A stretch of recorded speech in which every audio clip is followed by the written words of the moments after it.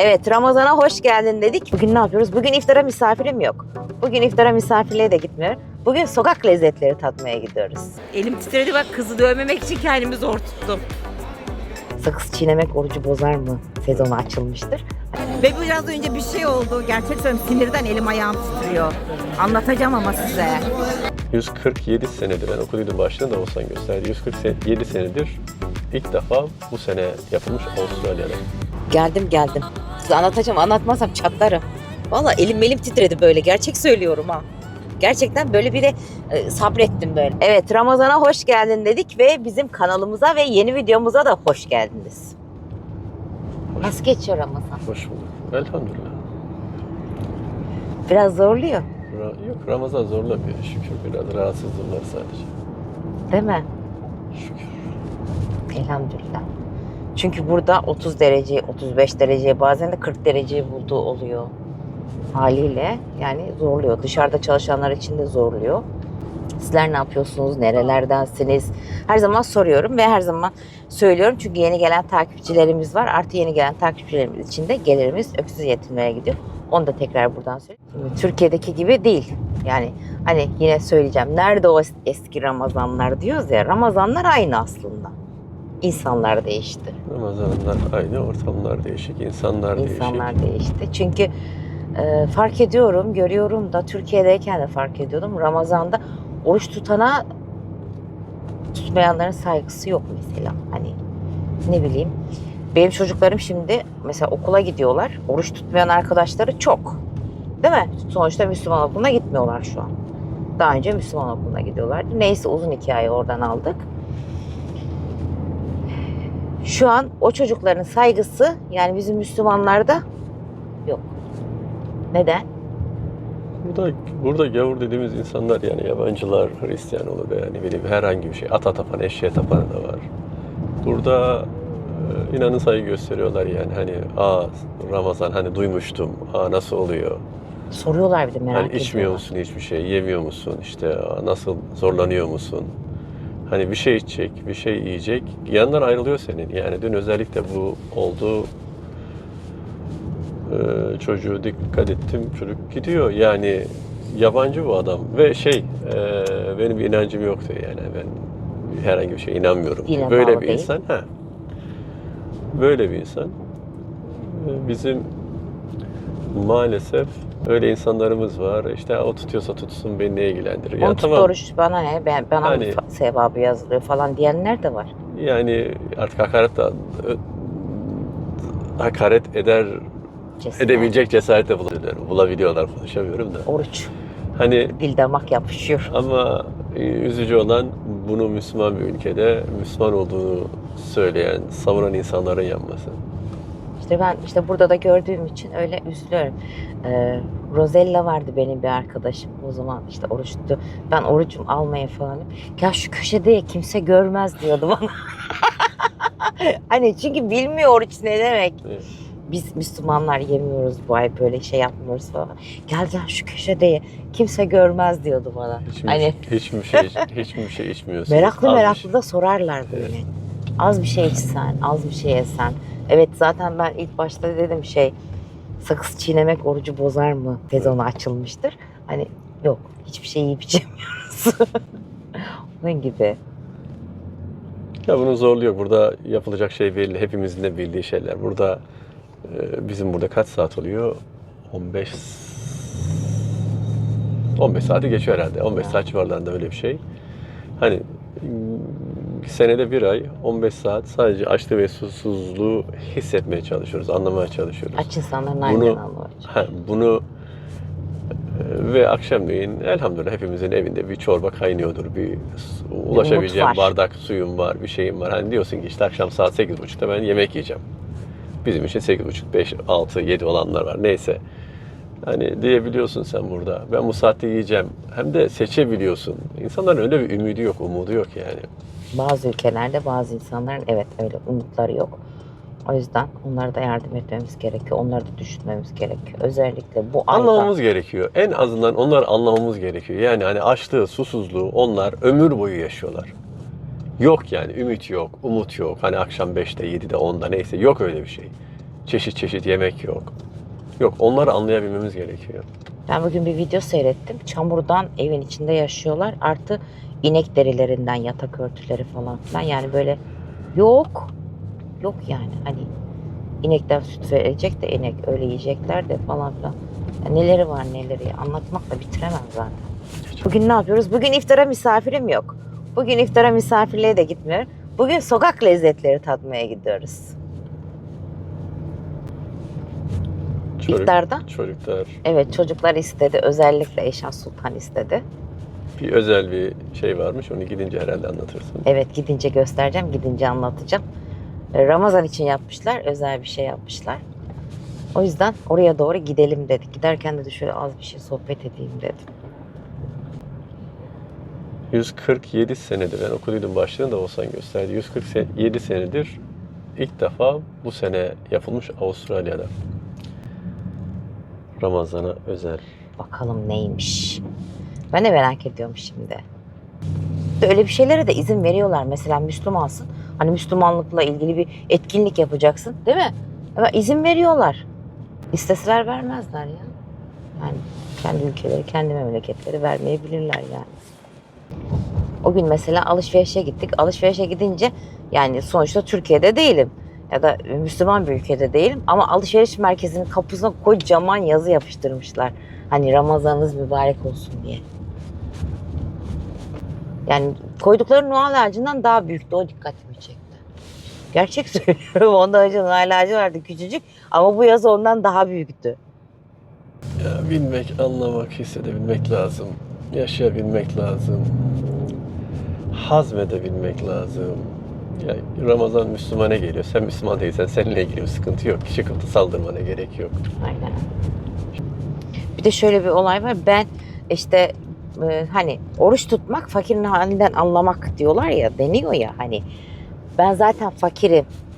Ben anlıyorum hani fakirin halinden diye bir mantık yürütenler de varmış. Hani öyle bir şey yok ya. Senden daha fakirleri de var mesela. Ya ibadet görev. Sen Hani bunu böyle yapmak bir- zorundasın yani. Hani tam Değişik. empati kurma. Kimsenin halinden anlama. Allah'ın sana emrettiği bir görev. Bunu bil, bunu yaşa. Şimdi düşünüyorlardır belki. Ya ben fakirin halinden niye anlamak zorundayım? Niye zenginin halinden anlamak zorunda değilim falan Ha. diye. Çalış zenginin halinden de anla yani. Yapacak bir şey yok. Allah'ın sana emri o. Onu şimdi bu saatte mi tartışalım? Dedim, tam da iftar saati yaklaşmışken. Ama iftar saati yaklaşmışken dedim, daha 1 saat 20 dakika falan var değil mi? Ama erken gitmemiz gerekiyor. Çünkü yemeklerde falan kuyruk oluyor ya. O yüzden şey yapmayalım diye gidelim. Öyle hani girdin aldın falan filan olmayacak çünkü herhalde. Kuyruk olur haliyle bilmiyorum. Göreceğiz. Gidince göreceğiz nasıl bir şey. Gidiyormuşuz. Hı? Sen ben o biz siz onlar 3-5 kişi. Oo, Daha iyi, ne olacak ki, bir şey olmaz. öyle midir ki acaba? Kalabalık olur ama bence, bilmiyorum. Kalabalık mı olur? Size soruyorum. Sanki siz bileceğiniz. Şurada bir karavan kebapçı var. Ha, orada bir şey bulamazsak karavan kebabı gelir. Oradan yeriz, hiç fark etmez. Bilseydim size sandviç yapardım evde. Yani aklıma gelseydi öyle bir şey. Ama Ozi ne dedi? Ne yemeği yiyecektin Ozi? Endonezyalıların yediği yemekten yiyeceğim diyor. Nasıl bir yemekse. Endonezyalı yemeği. Bakalım. Endonezya mutfağı. Aynen. İşte sokak lezzetleri gibi bir şey olacak bence. Öyle düşünüyorum ben yani. Bilemiyorum. Gidince göreceğiz. Geldik. Şuradan otoparka gireceğiz. Ha, geldik deyince nasıl diye hemen. Güneş güneş. Problem yok. Akşam güneşi. Geldik deyince hemen zıplıyor. Ha. Arabamızı park edelim. Hemen girelim. Bakalım nasıl bir yermiş. Evet, geldik. Bakalım nasıl bir şey. Merak ediyorum.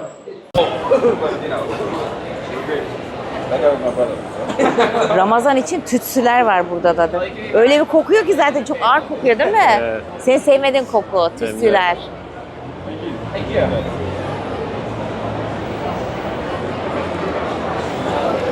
Bunlar ne?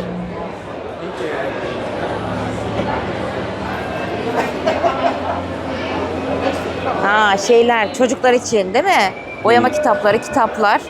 Yani Müslümanlığa özendirmek için yapıyorlar daha çok. Türkiye'de de vardı ya aynen İslam'ı anlatan kartlar. Bak oyunlar. Arap alfabesi. Arap alfabesi. Yine kokular.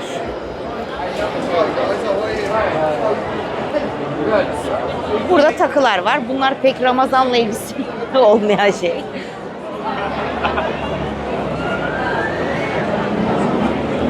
Bunlar ne? Bunlar da yine koku, krem falan filan. Ha, lip balmlar dudak için. Oh no, that's just a tester. Yeah, yeah. Bambudan yapılan taraklar şeyler. Tabii bunların da Ramazan'la ilgisi yok ama işte açılıyor böyle şeylerde Festival. diye festival olduğu için. Aa bunlara bak.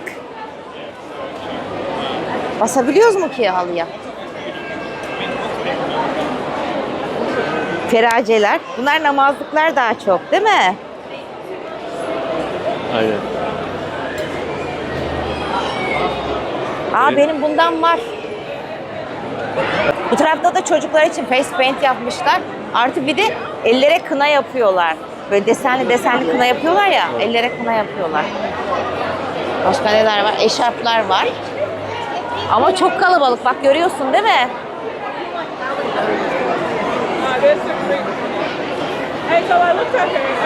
Kokular. Burada ne var? Burada yemekler başlıyor herhalde. Aynen burada yemekler başlıyor. O tarafta da yemekler var.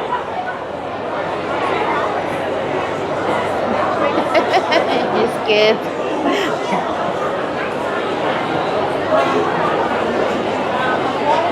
Gördün mü bebek bana ne yaptı?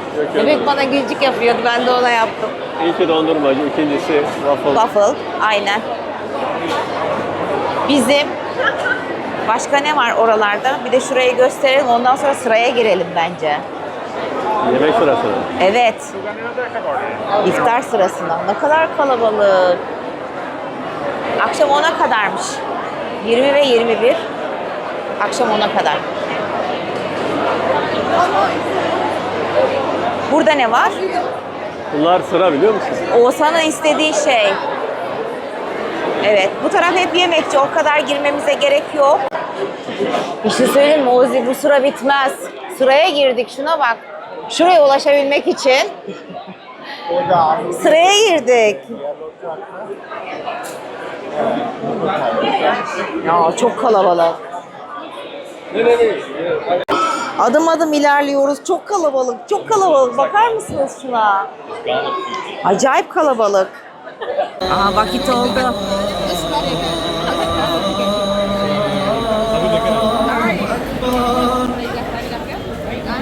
Allahu Ekber, Allah. I'm gonna go find something else. Can you get more?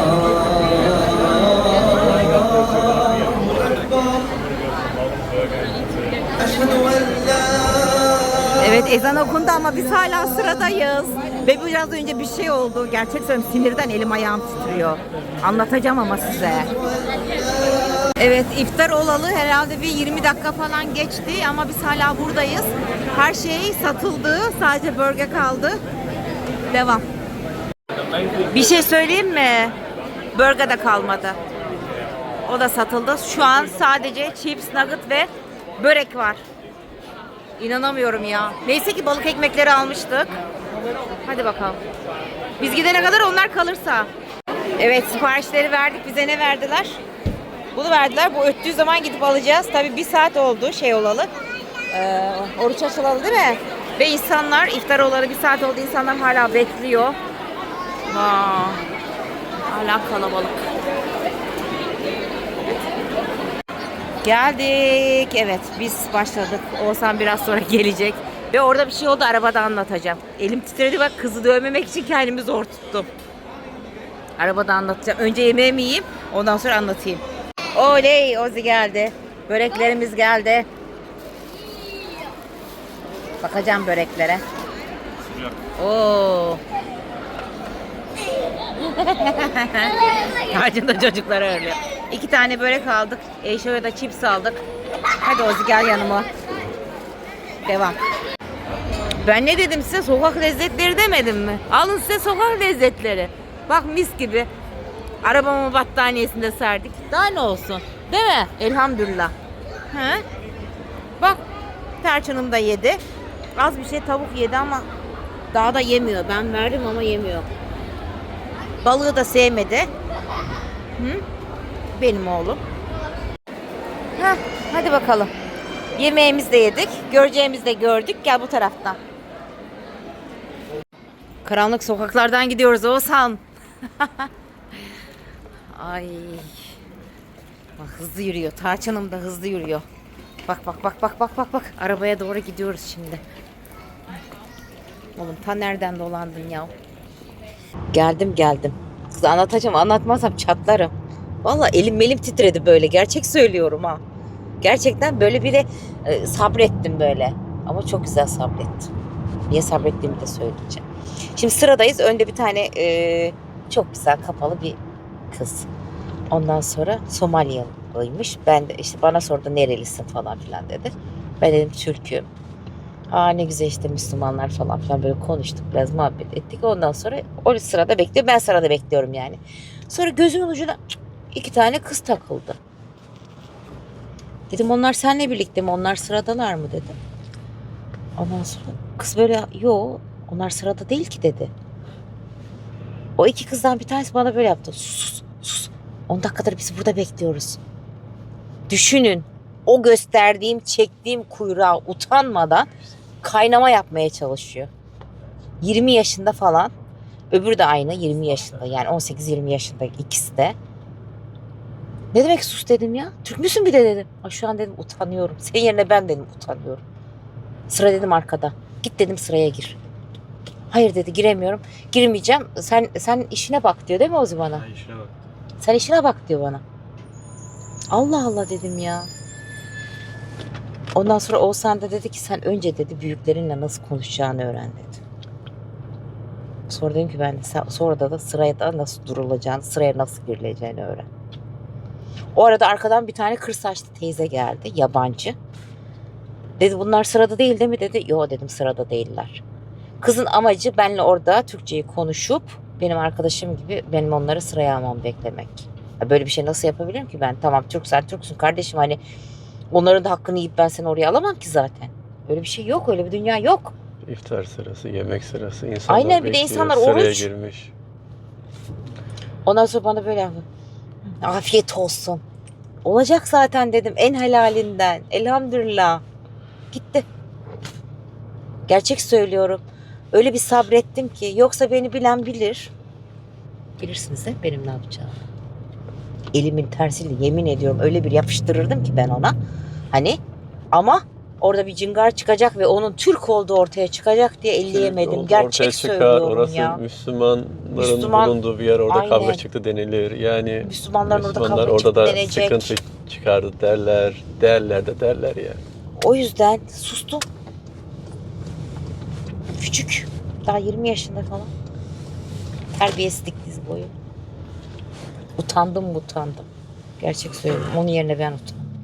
Yani böyle bir şey yapılmaz. Yapmamamız da gerekiyor. Sonuçta kul hakkı. Her konuda ya. Sırf sıra konusunda da değil. Bir de orada yalancı durumuna düşürmeye çalışıyor beni de. Sus diyor bana. Gelmiş 50 yaşındaki kadına 20 yaşında sus diyor. İşine bak diyor. Vallahi iyi sabrettim ama ben yine de. Olmaması gereken şeyler. Hiçbir yerde yapılmaması gereken şeyler. Ki öyle bir şeyi ben çocuklarıma bile desem ki hani gidin hadi şuradan bir sıraya girin de şu aradan geçiver derdim. Hayatta. Annesi babası dese bile yapmaz benim çocuklarım yani. Ters geliyor dayı git. Ters mi geliyor? Polis mi? Yok. Karşıdaki amca. Yanlış yerden geliyorsun. Git. Yes, ters line'a girdi. Yeni mi geldin Türkiye tatilden? Olabilir. Türkiye'de tatilden geldiğiniz zaman değil mi? Karıştı. Yanlış yola giriyorsunuz. Ters yönden gidiyorsunuz. Belki de. Yazık ya, ters dönmüş. Yani Üstümüze geliyor. burada trafik tersten işlediği için yurt dışındaki yani sadece İngiltere'de var, Kıbrıs'ta var, Avustralya'da var. Bir iki ülkede var yani tersen giden. Genelde Avrupa'dan veya dışarıdan herhangi bir ülkeden gelen birisi burada terse düşüyor. Ben de düştüm yani daha önce. Evet, Türkiye'den geldin diye onun için söyledim. Yanlış anlamayın yani Türkiye'dekiler. Biz de Türkiye'den tatilden gelmiştik. Ters yola girmişti değil mi? Evet. Arabalar niye sürüse geliyor? Aa dedim, ders girdik. Güzel miydi? Güzeldi. Değişikti ama diyorum ya biraz daha geniş çaplı yapılabilirdi. Belki de bilemediler böyle çok kişi geleceğini. Tahmin edemediler belki de. Ki gelenlerin çoğu Müslüman da değildi değil mi? Meraktan geldiler ve işte sokak lezzeti tatmaya geldiler hepsi bence. Bir de diyordun ki 3-5 kişi olur belki. 3-5 değil de 6-7'ymiş işte yani. Bir saat sonra oruç açtınız ama. Düşünsene. Ve benim arkamda daha da yüzlerce kişi diyebilirim yani. Sıram öyleydi. Zaten çektim, gördünüz. Ama olay ne şimdi? Giderken ne konuştuk? Ne konuştuk? Yemek bulamayanların sabrını, Ya açta açtık olanların sabrını. İşte yani bir saat geç açmışsın. Ne olacak? Orada sabretmek gerekiyor Aynen. demek. yok, bir şey demedim ki. Ben sadece işte böyle Müslümanlar bir şey yaptığı zaman daha güzel yapsın diye, hani daha güzel olmalı diye düşündüğüm için söylüyorum. Evet. Yoksa ben 1 saat sonra 2 saat sonra yemişim, bir şey değil. Ama işte ne bileyim ya, daha böyle büyük mekan, daha güzel yemekler. Türk göremedim mesela. Türk karavan, Türk Yok, kebap yok falan muydu? yoktu. Ona da üzüldüm. Bizim gözlememiz olsaydı, dönerimiz olsaydı, Speed and red Huh? light camera ahead. Adana'mız olsa. Adana'mız olsaydı, İnegöl köftemiz olsaydı iyi olurdu. Ozi İnegöl köfte deyince biz İnegöl köfte de yapalım. İftar menülerini. Aynen. Öyle. Yarın misafirimiz var zaten. Yaparız inşallah. Şuradan bir yerden tatlı bir şeyler alalım. Oradan doğru da artık eve gidelim yani. Tatlı aslında orada lokma tatlısı yapmışlardı. Şimdi canınız istemesin yani. Lokma tatlısı yapmışlardı. Yuvarlak yuvarlak yapmışlar ama böyle kaç kişinin tabağında gördüm, batır çıkar yapmışlar lokmaları. Çünkü hızlı satmak için kızartmamışlar bile. Yani sıraya girip alsan sonradan pişman olursun. O dereceydi. Ki böyle bir yerdesin. Kültür tanıtıyorsun. Değil mi? Orada her şey para değil. Biraz Özen göstermeniz özen gerekiyor. gösterip. Çünkü sadece gelip oradan şeyler yemiyor. Yani Müslümanlar, Türkler ya da Araplar, şunlar bunlar yemiyor. Yani her ülkeden insan vardı gerçekten. İşte güzel güzel yapın da güzel tanısınlar yani. Lokma tatlımızı da. Türklerden sadece bir lokmacı vardı herhalde. Türk müydük acaba? Türk müydü acaba, o da bilmiyorum da yani. Ne olursa olsun Müslümanları güzel tanısınlar. Müslümanların tatlılarını bile güzel tanısınlar yani, o derece. Yarın lokma tatlısı mı yapsın? Ben diyetteyim, tatlıyla aram yok. Çok güzel. Ana, lokma tatlısı değil. Yoğurt tatlısı, kaşık tatlısı, yoğurt tatlısı. Bak, o da olabilir. Şerbet. Kürdanla yemeyiz biz, çatalla yeriz burada. Kürdana batırıp veriyorlar. Duymasın. Bilmiyorum, yarınki menüye göre bakarım artık. Hadi bakalım. Dediğim gibi yavaş yavaş şuradan bir tatlı bir şeyler alalım. Ondan sonra da yavaş yavaş eve gidelim. Ben bugün misafir falan ağırlamadım ya, benim uykum geldi. Gerçekten bak, böyle tansiyonum düşmeye başladı. Uykum geldi. Evet, ne yapalım şimdi? Evet, action'lı bir günden sonra action olacaktı yani neredeyse. Öyle bir günden sonra bir Ramazan günü daha geçti. Bir iftar daha geçti. Bir sahura doğru gidiyoruz. Dosta doğru yol vardı ya. Dosta doğru. Bir sahura doğru gidiyoruz. Böyle teşekkür ediyoruz bizlerle birlikte bir iftar daha yaptığınız için. Videomuzu da izlediğiniz için. Beğeni ve yorumlarla desteklerinizi de bekliyoruz. Bir sonraki videomuzda görüşmek üzere.